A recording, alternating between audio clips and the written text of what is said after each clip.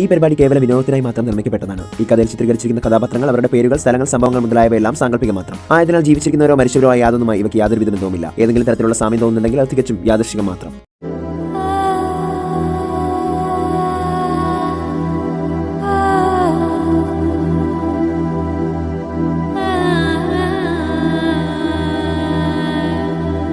മഹി കടപ്പുറത്തേക്ക് നോക്കി ഉറക്കെ വിളിച്ചു, മേഘ.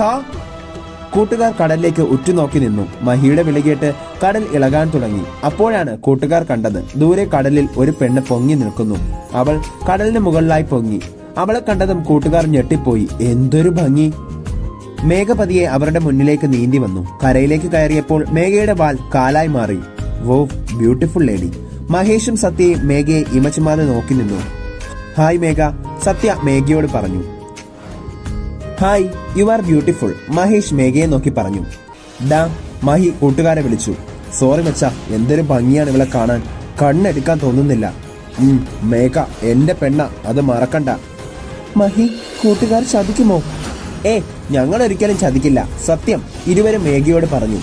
ചതിച്ചാൽ പിന്നെ നിങ്ങൾ കര കാണില്ല. അയ്യോ, കടലാണ് സത്യം, ഞങ്ങൾ ചതിക്കില്ല. മഹി പറയടാ.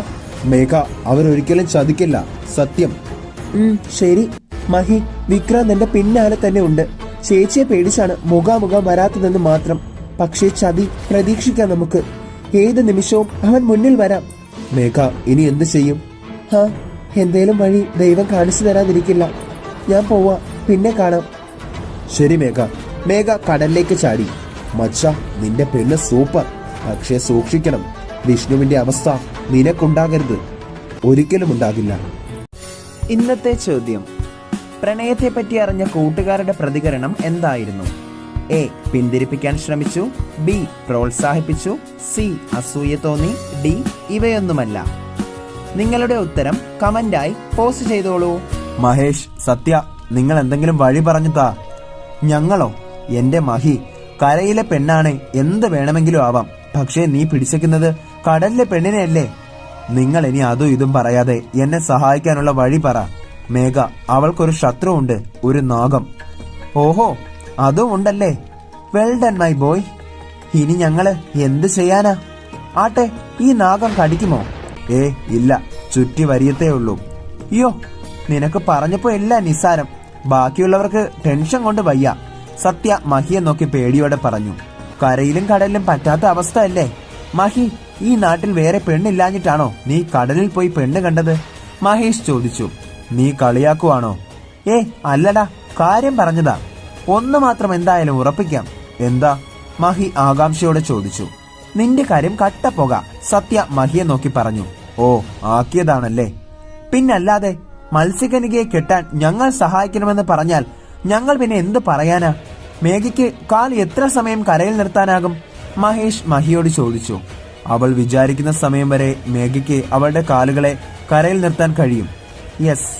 അപ്പോ ആരും കാണാതെ മേഘയെ നീ നമ്മുടെ ദേവീ ക്ഷേത്രത്തിലേക്ക് കൊണ്ടുവാ. നമുക്ക് നിന്റെ വിവാഹം അവിടെ വെച്ച് നടത്താം, മഹേഷ് പറഞ്ഞു. അതൊക്കെ നടക്കുമോ? നടക്കും. നീ മേഘയെ ദേവീ ക്ഷേത്രത്തിലേക്ക് കൊണ്ടുവാ, ബാക്കി ഞങ്ങൾ നോക്കിക്കോളാം.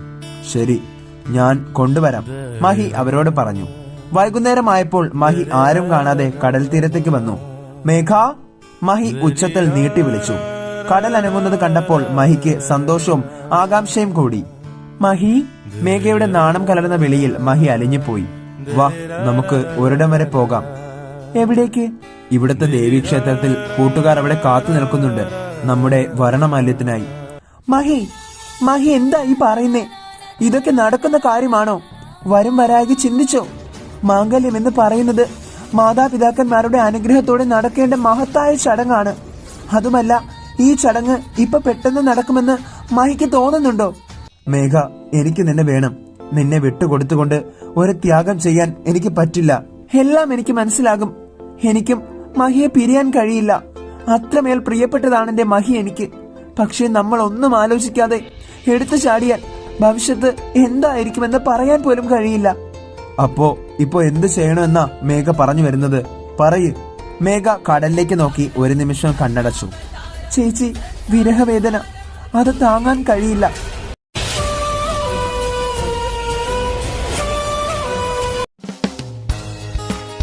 മഹാദേവൻ തന്നെ നമ്മുടെ കൂടിച്ചേരൽ സാധ്യമാകട്ടെ. മഹാശിവരാത്രി നാൾ വരെ കാത്തു സൂക്ഷിക്കുക.